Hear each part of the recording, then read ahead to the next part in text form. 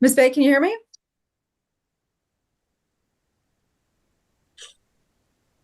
Yes. Okay.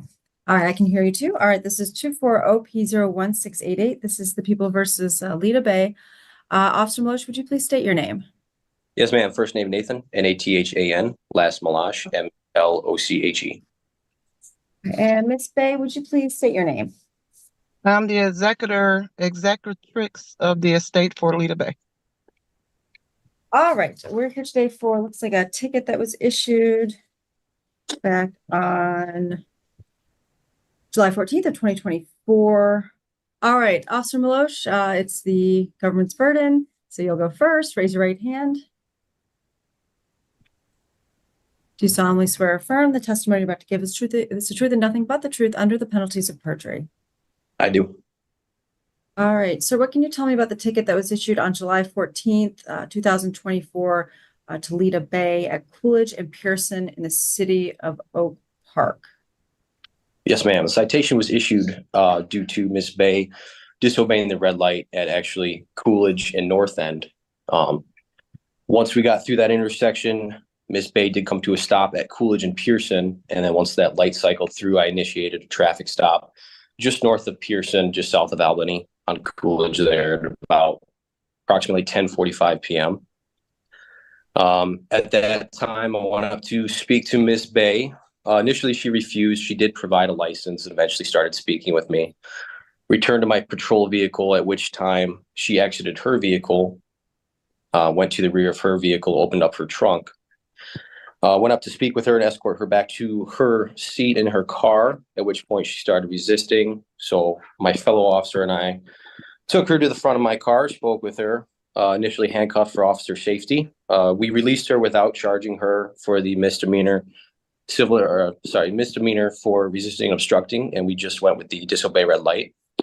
And actually, at minute 158 of my body cam, Miss Bay does admit to the infraction of disobeying the red light, stating she had to use the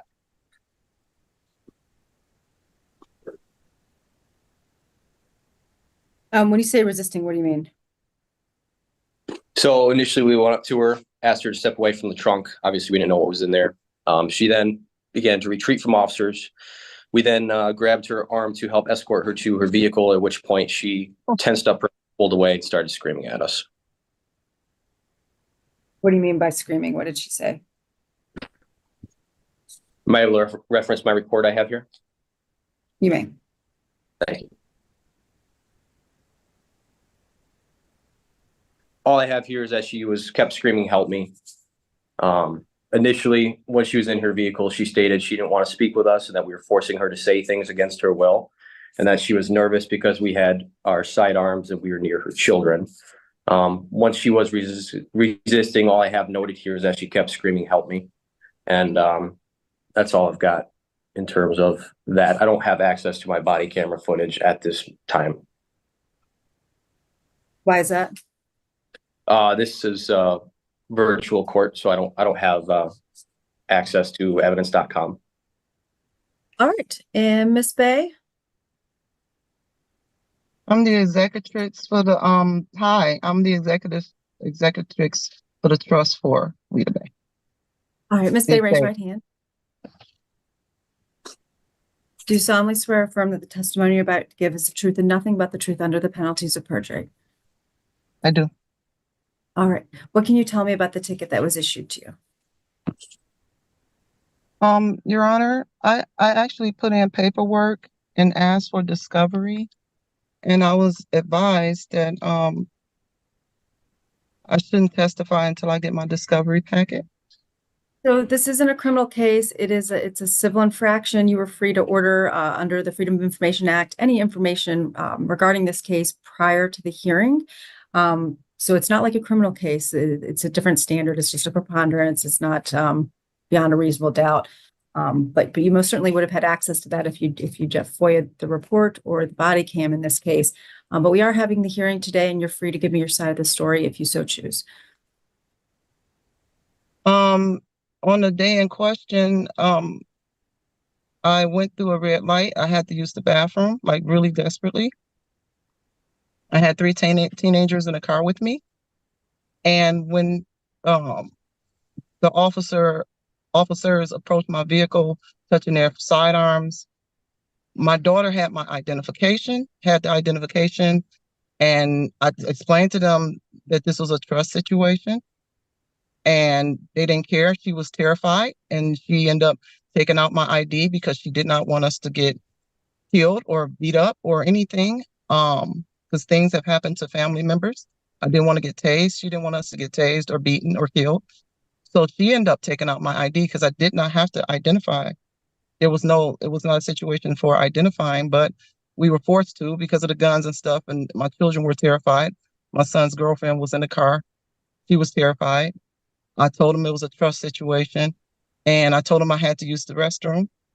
And because he said something about me going through the red light, which there was no traffic. The traffic light is to direct traffic. There was no traffic. I really had to go, and I was really trying to get to the destination because I have a medical condition that's life-threatening right now. So I explained it was a trust, and they went to the car, and I got out to get tissue out my car, which I have a receipt and a picture that I did have tissue in my car. I was going to use the bathroom on the side of a house or wherever because I was not going to expose myself to waste matter with my blood condition. They came up to me, and I was like, ma'am, what are you doing? They all rushed towards me. They all grabbed me. Then all of a sudden, somebody had their hands between my legs, brisket touching me, my breasts, searching me. They pushed me up against the car. They put cuffs on me in front of my children. They put me in the back of the car. I was screaming for help. They went up to the car, and they were taunting my son in front of his girlfriend and his little sister who looks up to him. Like, I said, I just had to use the bathroom. I asked them nicely. I said, can you please just sit me on the ground? I do not want to waste inside of your car. I wasted myself in my car once I got back in my car after they put me in the back of the car. So that's what happened on that day. And I asked the officers, how would you want your mother handled? I'm an older woman. And he did this in front of my children. I went to the temple earlier that day, in the Hindu temple, and did sacred rituals. Wasn't nobody supposed to be touching me. And somebody just came up to me and was touching between my legs and my breast. And I don't know where they came from, and they were all surrounding me. Anything else you want to say, Ms. Bay?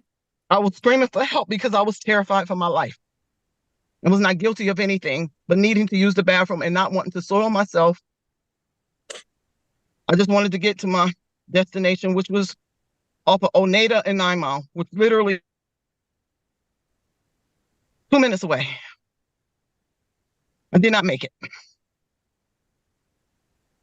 Okay. All right, the court has heard the testimony from Officer Milosh and from Ms. Bay in this case. The standard is a preponderance of evidence. Mr. Milosh testified that he saw Ms. Bay run the red light at Coolidge and North End. Ms. Bay acknowledged running the red light